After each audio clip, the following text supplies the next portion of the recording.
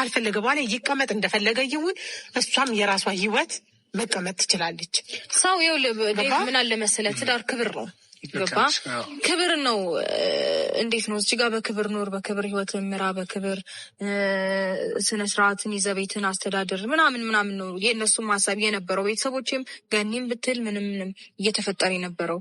ግን ደግሞ ክብር ካልወደደለት ችግር የለውም እሱ እዛም እዚህ ማለት ከሁሉም ሴት ጋር መውጣት መግባት ከሆነ ፍላጎቱ እሺ ችግር የለውም ነገር ግን እነሱም እንደዛ በዛ ልክ እንደዚህ ይሆኑ የነበሩት የኔ ህይወት ተስተካክሎ ልጄም ያለ አባት ከሚያድግ የአባቱን ፍቅር እያየ በስነ ስርዓት እንዴት ነው መጀመሪያ መጥፎ ነገር የተፈጠረው ነገር በሙሉ እንዲረሳ ማድረግ ቢችል ብለን ነው እንጂ ኦፍ ኮርስ ወንድ ጠፍቶ አይደለም እኔ እስከዛሬ ድረስ እኮ የኖርኩትኝ በስነ ስርዓት የራሴን ህይወት የልጄን ቀጥለጥ አድርጌ ቤቴን በስነ ስርዓት እየመረለውት እኔ ሴቷ ነኝ ሴትም ወንድም ሆኜ ነው ቤቴንም ልጄንም እንትን እያልኩኝ ያለሁት ምንም አቅቶኛ ያቅምም ሊያቅተኝም አይችልም ምንም ችግር የለብኝም በዚህ ጉዳይ ነገር ግን እኔ እንደዛ ስንሆን የነበረው በቃ ህይወት ከተስተካከለ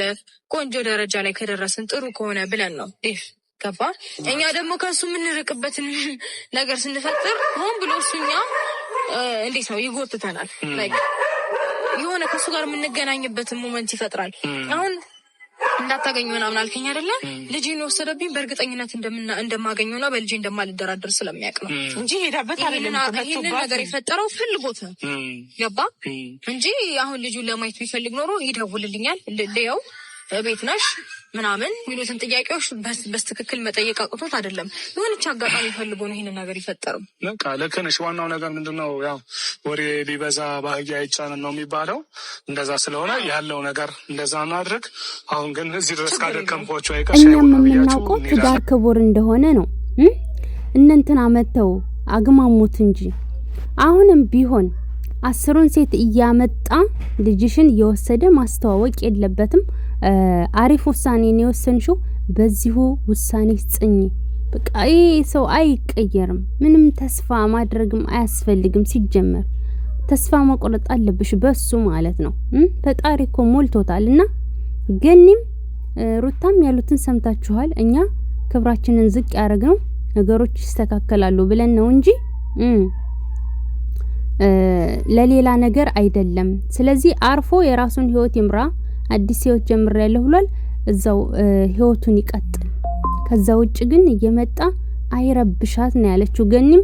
ሩታም ደግሞ ልጅን ሊይፈልጉ አይደለም ናፍቆት ቢሆን ኖሮ ስልክ ይደውልልኝ ነበር ልየው ይል ነበር እሱ ግን አላማው ሌላ ሴት እየወሰደ እየጎተተ ማስተዋወቅና በሱ ቪዲዮ መቅረጽ ነው እንጂ ልጅን ብሎ አይደለም ብላለች አዎ ልጁን ብሎ እንዳልሆነ እናውቃለንኛ ምክንያቱም አንድ ቀን እንደ አባትነት የሆነ ነገር ሲያደርግ አይተነው አናቅም ዳይፐር ልግዛ ሲል አይተነው አናቅም ለልጅ መጫወቻ ብሎ ሲገዛ አይተነው አናቅም ምንም አንድ አባት ለልጁ የሚያደርገውን አንድ ነገር አይተንበት አናቅም አንድ ለምንጠራው ነገር እንኳን ለእንትን እንኳን ማለት ነው ገባሽና አርግፍ አድርገሽ ተይው እንኳን አንቺኛን ማቃጥሎ ደፋን እንዴ ያለ ድምሽ ሊያስረጅሽ እኮ ነው አቃጥሎ ደፍቶ እንዴ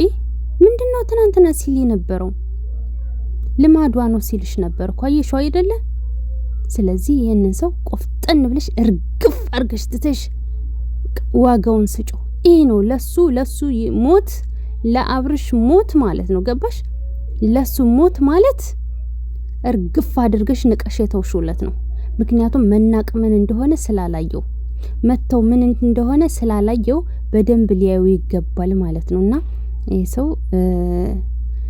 እንደተናገርሽው ነው በቃ ወዶችዬ እንዴት ናችሁልኝ ግን ቀጥታ ወደ ሐሳብ የገባውኝና ወዳችኋለሁ ሰላም ቆዩልኝ ላይቭ ገባለሁ ከትንሽ ቆይታ በኋላ እንድትመጡ